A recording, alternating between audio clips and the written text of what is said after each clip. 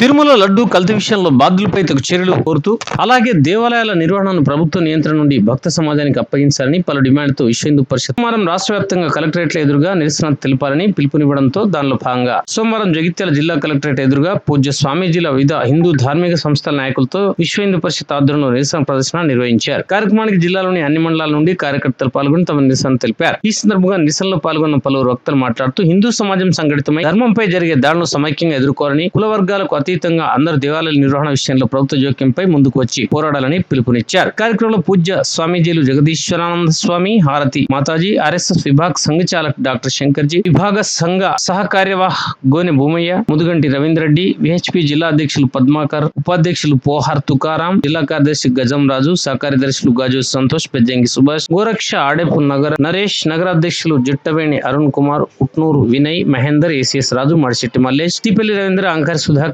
కిషోర్ సింగ్, కస్తూరి Laxman, bit, Mudugunti Uma, Beerelli Sapna, Veerabhattini, కవోస్న, Malleswari, స్రవంతి వివిధ మండలాల కార్యకర్తలు పాల్గొన్నారు. ధ్యానం చేసుకున్నాక మరి ప్రార్థిస్తారన్నమాట. అందరూ సుఖంగా ఉండని సమస్త జనులు అని ఈ విధంగా మరి మహర్షులు ఆశిస్తూ ఉంటారు. మీలాంటి పెద్దలు, గొప్పవాళ్ళు, యువత. ఒక మనిషి అన్నాడు, ఒక మనిషి అడిగాడు. ఏమడిగాడంటే, నీ హిందువులకు ఏంటయ్యా నీకు ముఖ్యంగా గ్రంథం ఏంటి అని అడిగాడు. భగవద్గీత అని. ఎంతమందికి నేర్పించారు అని అడిగాడు. ఎంతమందికి? మా దాంట్లో 5 ఏళ్ల తర్వాత వాళ్లకు మేము ఖురాన్ నేర్పిస్తున్నాం. మీరేం నేర్పించారు అడిగాడు. ఏం చెప్పాలి? మనం ఏమైనా నేర్పిస్తున్నామా? అక్కడికి పంపుతాం. ఏబీసీడీ నేర్చుకోవడానికి 2 ఏళ్ళు అక్కడ హైదరాబాద్లో చదివిస్తాం వాడిని. వాడికి ఇంకా ముక్కు చిమ్మిడి తుడుచుకోడు. ఎన్నో లక్షలు ఖర్చు పెడతాం. వాడికి ఏమి ఒక్క శ్లోకం నేర్పామా మన పిల్లలకు? వాడికి ధర్మం ఎట్టా తెలుస్తుంది? వాళ్ళే కదా బాగా చదువులు చదివి మరి ఇప్పుడు దాంట్లో చేరుతూ ఉన్నారు. వాడికి ధర్మం అంటే తెలియకపోయి రాముడు ఎప్పటివాడు, రహీం ఎప్పటివాడు అనే ఒక దృష్టి ఉండి అలా ఉండద్దా? ఏసు ఎప్పటివాడు, ఎవరు ఎప్పటివారు అని చరిత్ర ఉండాలి కదా. ఒరే, మన సనాతన నుంచి ఉందే మన యొక్క పరంపర అనే విషయము వాళ్ళకి, మన పిల్లలకి ఎక్కడ తెలుస్తుంది చెప్పండి. అందువల్ల మరి మన యొక్క సంస్కృతి నుంచియే వీళ్ళు కొన్ని విషయాలు తీసుకొని వాళ్ళ మతాల్లో ప్రవేశపెట్టుకొని ఏం చేస్తున్నారు? గౌరవింపబడుతున్నారు. గౌరవం ఎక్కడికి వెళ్ళి వచ్చింది? మన వేద ధర్మాలు పాటించినందువల్లే. వాళ్ళు పాటించేది సనాతన ధర్మమే. వ్యాసోచ్చిష్టం జగత్ సర్వం అని చెప్పారు. వ్యాసుడు చెప్పని ధర్మమే లేదు. 18 పురాణాలు, మరి ఉప పురాణాలు, మరి ఎన్నెన్నో వారు రచించి మరి మనకు ధర్మాన్ని ప్రబోధించాడు. దీని నుంచే ఎవరు తీసుకున్నా అవునా? కాబట్టి ఇక్కడ హిందూ దేశంలో మన హిందువులే ఏమైపోతున్నారు? మనకు శత్రువు అయిపోతున్నారు. వివేకానంద ఒక మాట అన్నారు. ఏమన్నారంటే, మన హిందుత్వం నుంచి మన సనాతన ధర్మాన్ని కోల్పోయి విధర్మంలో చేరినాడంటే ఒకరు తగ్గినట్టు కాదు, ఒక శత్రువు పెరిగినట్టు అని చెప్పాడు. అందువలన మనడు అలా పెరగనియద్దు. ఇదంతా తల్లిదండ్రుల దోషమే. ఫస్ట్ మాట. ఏ సమాజానికి తీసుకెళ్తున్నావు? ఏ మందిరానికి తీసుకెళ్తున్నావు? అటువంటి విశిష్టత, అటువంటి చరిత్ర ఉంది. గోవింద గోవింద అని 7 కొండలు ప్రతిధ్వనిస్తుంది. గోవింద అంటే గోవును కాపాడేటువంటి దేవుడు. మరి అటువంటి దేవుడికి పెట్టేటువంటి నైవేద్యంలో జంతువుకు సంబంధించిన కొవ్వు కలవడం హిందూ సమాజాన్ని బాధ పెట్టింది. కల్తీ ఏదైతే కల్తీ చేసినటువంటి వారికి కఠినంగా శిక్షించాలని చెప్పి ఈరోజు విశ్వ హిందూ పరిషత్ నుండి త్వరగా సిట్టింగ్ జడ్జితో విచారణ జరిపి శిక్షించాలని విశ్వ హిందూ పరిషత్ నుండి కోరడం జరుగుతూ ఉంది. ఆ దేవుడు ఎట్లానే శిక్షిస్తాడు. వెంకటేశ్వర స్వామి పాపులను క్షమించేటువంటి స్వామి కాదు. నేను పాపం చేశాను, పాపుడిని నన్ను క్షమించి ప్రభువా అంటే క్షమించడానికి 7 కొండల మీద ఉన్నది యేసు ప్రభువు కాదు, వెంకటేశ్వర స్వామి. చెండాలు తీస్తాడు.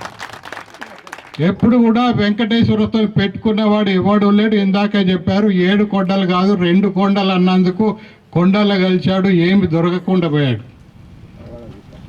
మరి ఈరోజు ఏదైతే గుడి దేవాలయం మనం అనుకుంటున్నట్టు దేవాలయం ఏదైతే ఆధ్యాత్మిక కేంద్రం, మరి అటువంటి కేంద్రాలు ఈరోజు రాజకీయ ఆవాస కేంద్రాలుగా అయిన విషయం మన అందరం చూస్తున్నాం. ఎవడు అధికారంలో వస్తే వాడు ఇష్టం వచ్చినటువంటి వాళ్ళను పెట్టుకొని ఈ దేవాలయాల మీద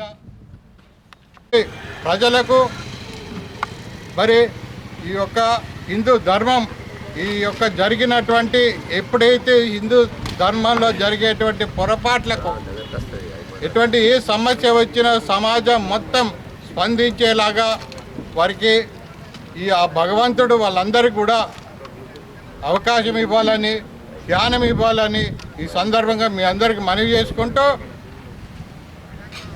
జై హింద్.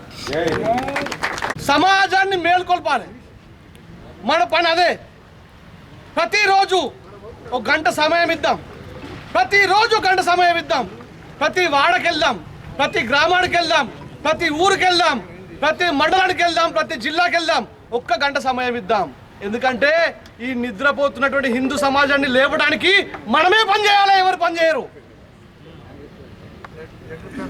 ఈ సమాజాన్ని నిద్రపోతున్న సమాజాన్ని లేపాలంటే మనం మాత్రమే పనిచేయాలి. అది ఖచ్చితంగా చేయాల్సిందే. ప్రతిరోజు ఒక గంట సమయం ఇద్దాం. లేదంటే మొన్న మనము బాబ్రీ మసీద్ దాన్ని తీసేసి మన రామ్లాలా నిర్మించుకోవడానికి 500 సంవత్సరాలు పట్టిందండి. 500 సంవత్సరాలు పడుతుందా? 5 నిమిషాలు చాలు మనకు. 500 సంవత్సరాలు పట్టింది. ఇంకా కూడా ధర్మపురి అట్లే ఉంది, వేములవాడ అట్లే ఉంది, ఇంకా చాలా చోట్ల 3000 దగ్గర గుళ్ళు అట్లనే ఉన్నాయి. ఇట్లా చూసుకుంటూ పోతేనే వాడు మీ అందరితోటి గోమాంసం తినిపిస్తా అని చెప్పేసి, పంది మాంసం తినిపిస్తా అని చెప్పేసి వీడేం చేస్తున్నాడు? అతి పవిత్రంగా భావించేటువంటి మనము అతి పవిత్రంగా భావించేటువంటి లడ్డు ప్రసాదాన్ని కలుషితం చేశాడు. అందుకోసం మనందరం కూడా ఆదిలోనే అంతం చేయాలన్నట్టు లవ్ జిహాద్ని వ్యతిరేకించాలి, మత మార్పులను వ్యతిరేకించాలి. ఇక్కడ ఉన్నటువంటి కబేలాలను తీసిపారేయని చెప్పేసి ధర్నాకు రాస్తారోకు దిగాలి. ఎందుకంటే పోనీలే పాపం అని చెప్పేసి ఇంతకుముందు గురుగారు చెప్పినట్టు 100 కిలోలు ఉంటాడు, తీసుకుపోని చూద్దాం, సరే బిరోకాడికి పోని తీసుకుపోయి చూద్దాం అన్నట్టే మనం కూడా వెయిట్ చేస్తే ఈరోజు లడ్డు రేపు మనమే ఉండమండి. కాబట్టి మనం అందరం కూడా గోరక్ష చెయ్యాలి, ధర్మరక్షణ చెయ్యాలి, మఠ మందిరాలు రక్షించుకోవాలి, లవ్ జిహాద్ పేరు మీద మన అమ్మాయిలు ఎత్తుకపోతున్నా మనం రక్షించుకోవాలి, మన గుళ్ళను మనం రక్షించుకోవాలి. కాబట్టి మనందరం కూడా ఇక్కడికి వచ్చినటువంటి వీరులందరికీ కూడా మళ్ళొకసారి ధన్యవాదాలు తెలియజేస్తూ ముగిస్తున్నాను. జై శ్రీరామ్, భారత్ మాతా కీ జై.